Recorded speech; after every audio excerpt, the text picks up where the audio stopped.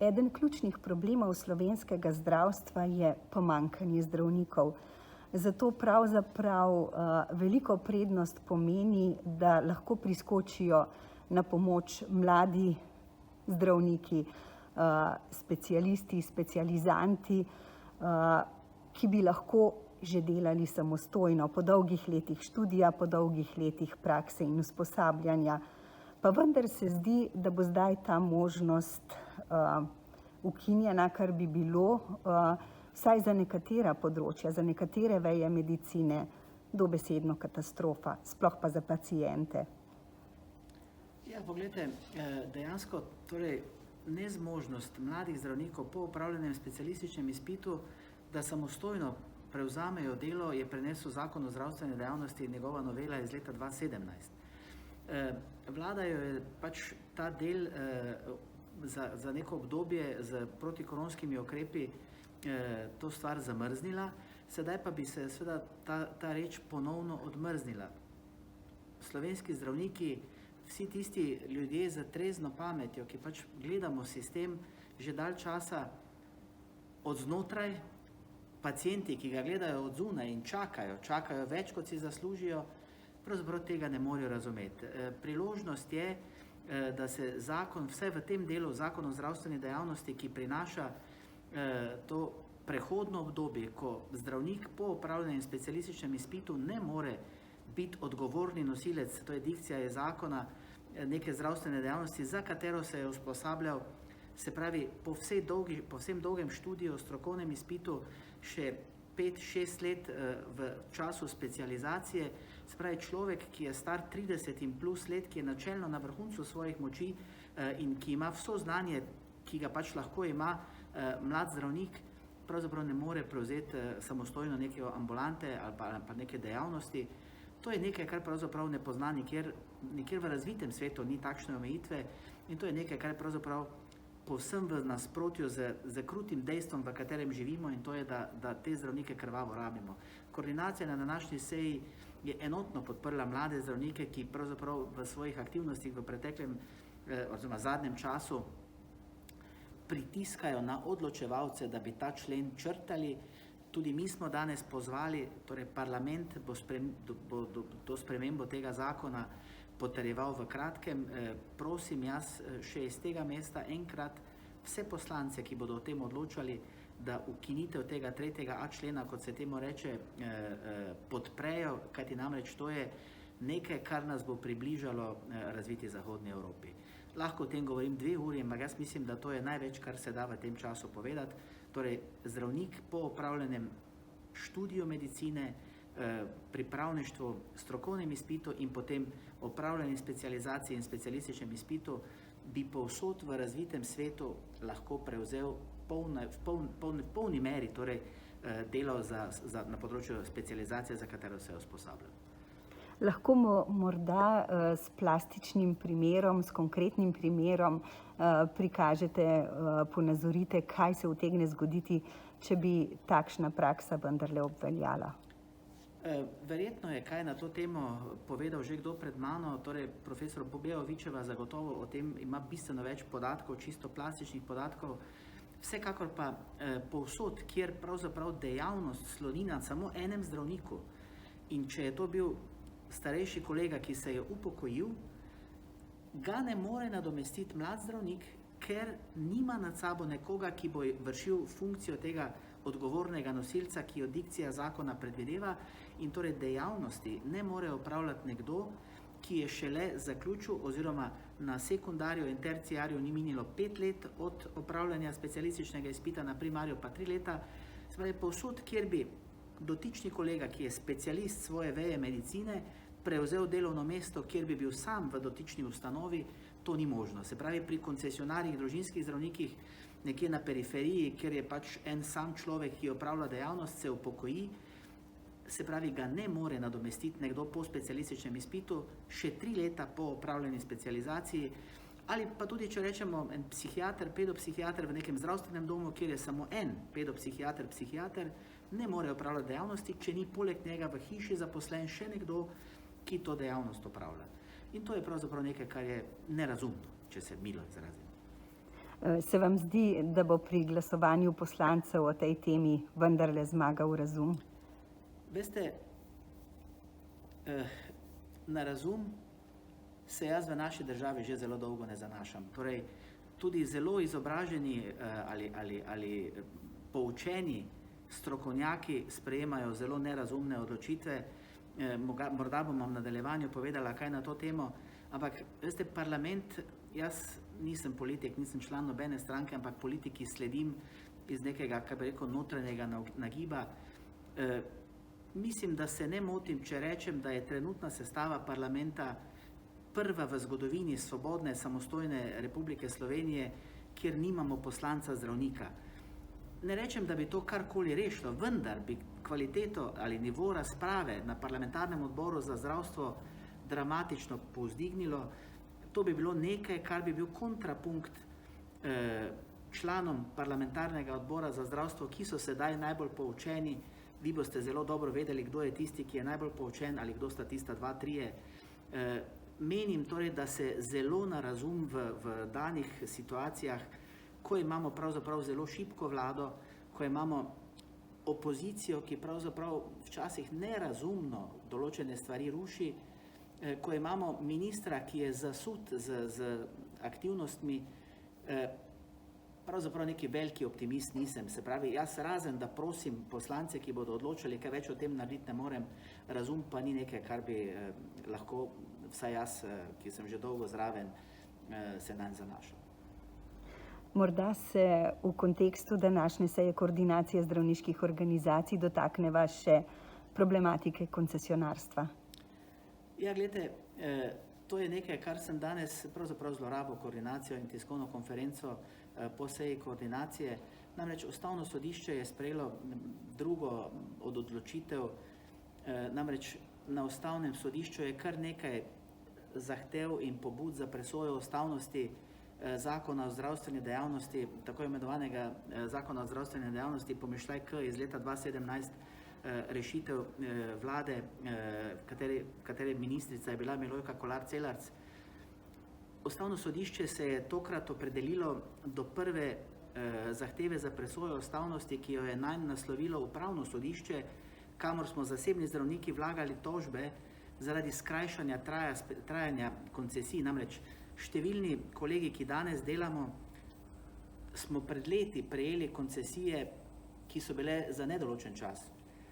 Lahko seveda diskutiramo, ali je koncesija za nedoločen čas nekaj, kar je evropsko pravno primerljivo in sprejemljivo, vendar tako je bilo.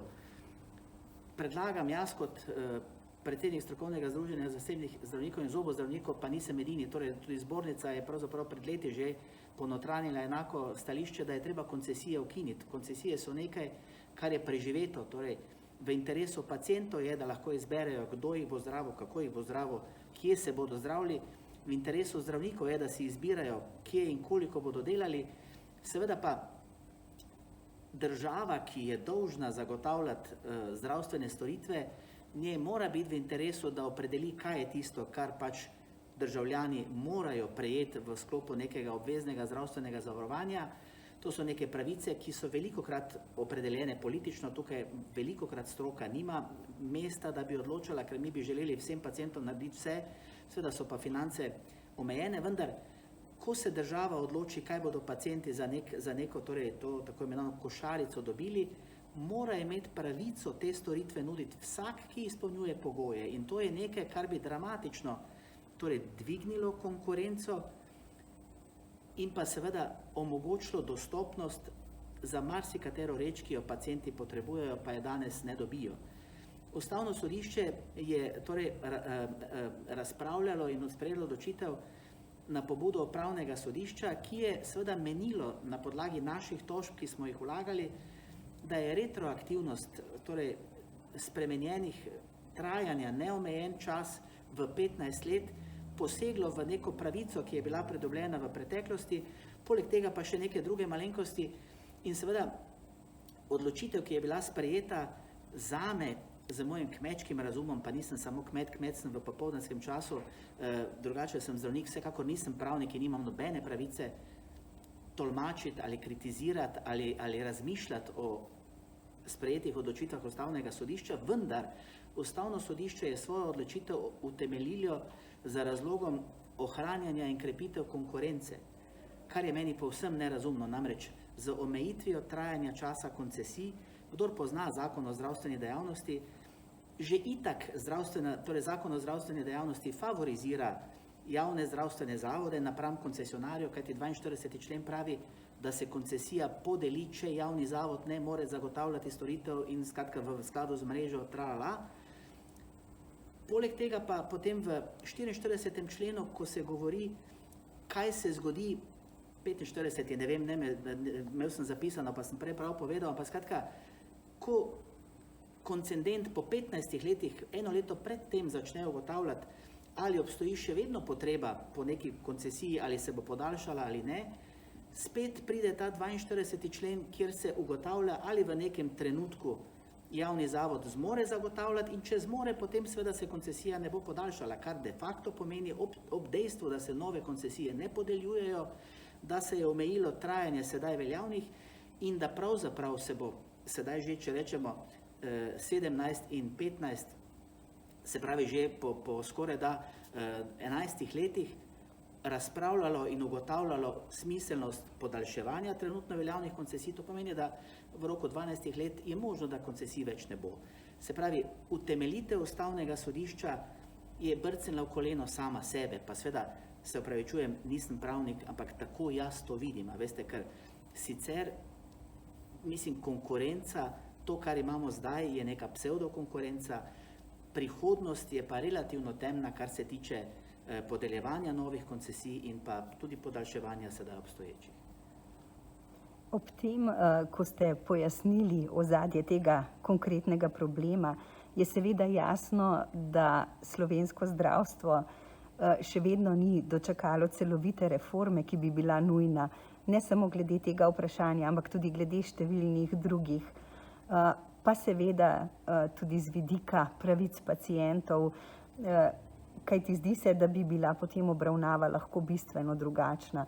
Kakšne pa se vam zdijo možnosti, da dejansko pride do celovitih, poglobljenih in seveda smiselnih sprememb, ki bodo pripomogle k večji varnosti, k večji kakovosti dela in seveda k pravočasni in celoviti obravnavi? To je vprašanje, na katerega bi lahko 2 uri odgovarjali ali pa 2 dni. Dejstvo je, da je seveda v preteklem letu se nam zgodilo nekaj, kar si nihče, torej med živimi, starejši kolegi od mene, česa podobnega niso doživeli, sam tudi sem že siv, nosim očala za brat in sem plešast, pa kaj takega še nisem doživel. Že predtem je slovensko zdravstvo, veliko smo se pogovarjali danes na koordinaciji, marsikdaj dihalo na škrge, torej mi smo v marsikaterem segmentu delovanja bili na meji, na rezervi že poprej. Zdaj se je pa zgodilo nekaj, na kar pravzaprav nismo bili pripravljeni in ta reč, torej koronavirus, COVID-19, epidemija, pandemija, je pravzaprav pri nas razgalila vse slabosti preteklega sistema. Jaz sem že zelo dolgo in velikokrat tudi ob priliki v kakem pogovoru z vami pred leti rekel, da pravzaprav, če se nič ne bo spremenilo, se bo stvar ali pa sistem zrušil sam vase. Določeni pokazatelji za to se že vidijo, torej vzpostavlja se sistem vzporednih zavarovanj, zavarovalnice kupujejo diagnostične terapevtske centre, gradijo pravzaprav tudi že primarne ordinacije. Vzpostavlja se sistem, kjer pravzaprav ti lahko z nekim doplačilom prideš mimo vrste do kvalitetnih storitev, do odličnih storitev, torej sam kot zasebni zdravnik tukaj nimam kaj oporekati, je pa to nekaj, kar pravzaprav, česar si sam ne želim. Torej moja želja je, in v izhodiščih, ki smo jih pripravili in vam jih lahko potem, ko bo pogovor zaključila, naše 4 točke, dobili ste jih že 4-krat, dejansko neka osnovna izhodišča za celovito reformo postavljamo.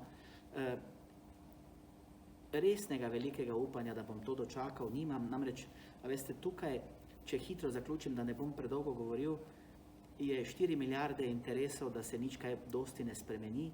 To, da država v nekem obdobju leta 2017 je želela in je favorizirala, torej koncesionarji, zasebni zdravniki in zobozdravniki smo v izrazito neenakopravnem položaju napram javnim zavodom, je v bistvu samo razgalila željo države, da ohrani sistem tak, kot je, kajti iz tega sistema se napajajo številni, denar, ki se zbira za zdravljenje, se porablja za druge reči, številni kolegi, številne forumi o tem že poročajo, govorijo, marsikaj je znanega in dokler obstaja 4 milijarde interesov, da se nič ne spremeni, se ne bo spremenilo. Tukaj ne morejo pacienti narediti nič, zdravniki se bojim, vsaj mene mineva volja, želja, ne vem kdo, je pa res skrajni čas, jaz sem to rekel že pred 10 leti, vendar zdaj stvari so tako kristalno jasne, da vsakomur, ki pač od blizu gleda, ali ki je kdaj čakal s kakim od svojih staršev, ali sam v kaki vrsti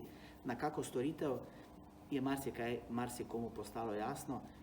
Velikega upanja nimam, tudi ministru smo predstavili naše poglede izhodišča, to je mislim, da bil 6. minister, pri katerem sem bil, pa še nisem dolgo predsednik organizacije, ki jo vodim, dejansko vsi ministri so se do zdaj z nami strinjali, rezultat pa vidite vsak dan, ko pač čakate in si želite nekaj, kar bi vam pripadalo. Slovenski pacienti si zaslužijo veliko več in že za denar, ki ga danes zberemo, verjamem, da bi lahko dobili več, če bi se ta denar namensko namenil za to, za kar je bil zbran.